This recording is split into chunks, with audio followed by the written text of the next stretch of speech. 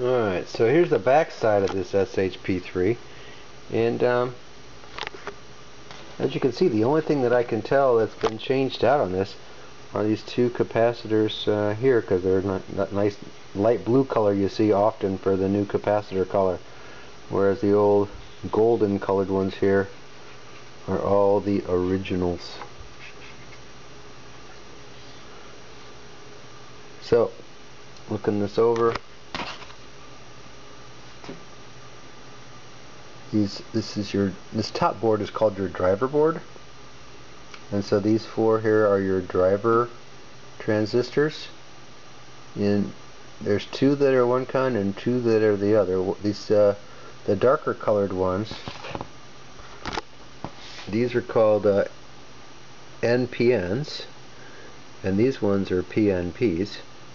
And you can tell that these are all RCA brand, but if you look closely, you can't really on this, but the numbers on these that are on these are actually the part number, the Seeburg part number for this. So these are actually the original called out part number that Seeburg said. Of course, there's a lot of replacements now. It's the TIP 32, I think it is, are the ones that you replace these with, because they don't make these anymore. You can't find those, but these ones look to be in nice condition. Nothing burnt, nothing bad.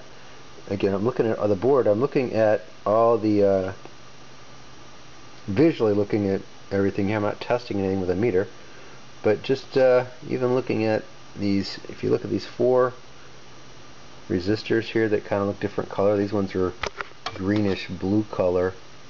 That one and these two up here.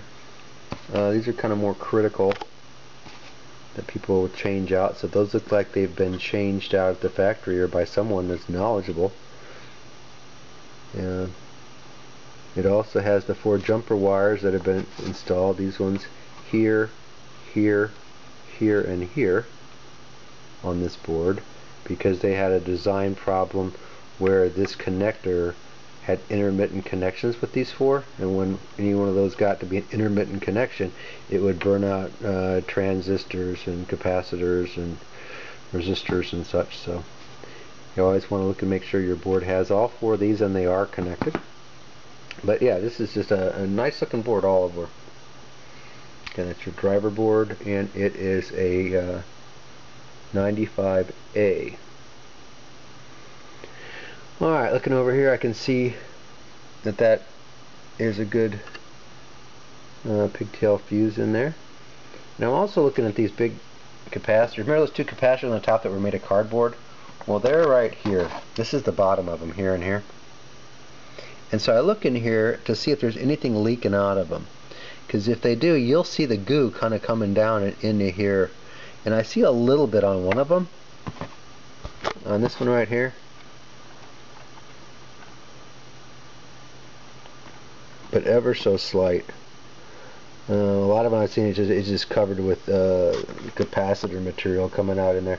And you want to replace those, obviously, but these ones are original, and I wanted to show you what original is supposed to look like. Same thing with these other big capacitors down in here. These two that are the same here, these are 1500 UF, and these are non-polar. In fact, these ones actually even say non-polar on them. Or NP. And what that means is there's not a plus or a minus on them, and you should never replace these with polarized. But I'm looking at these, and I'm using a Q-tip to see if I see anything leaking, because that's the visual on these is I'm not breaking any wires, but I'm just looking to see if I can have any, because they will leak a bit. That's your first telltale sign that they're going bad. And since I'm not checking them with the capacitor or ESR tester, I'm doing a visual, and the best way to do a visual is get a flashlight down there and just look at the side. Like that one, you can see it is corroding. That it's got some brown stuff coming out the end of it there. It's cracking. That one is definitely going bad. That one is not there yet comparatively. This one is nice and clean. I'm just looking through. And so I look on the other side.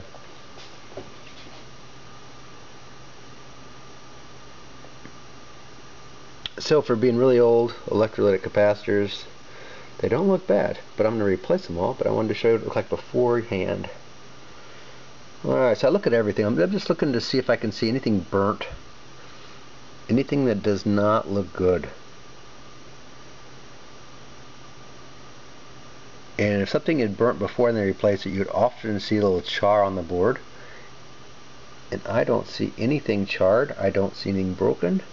I don't see anything touching that shouldn't be touching. Sometimes on these small transistors here, someone will bend it and the wires will actually touch between the B and the C, or the B and the E. That one's kind of close, but not bad. Alright, so that's that. Time to pull this board off and look at the bottom board. Alright, I've taken a bunch of digital pictures with flash and without flash.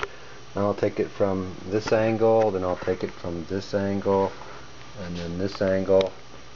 And basically that way later I can go on the computer and I can zoom and I can look at every single component and see what it looks like.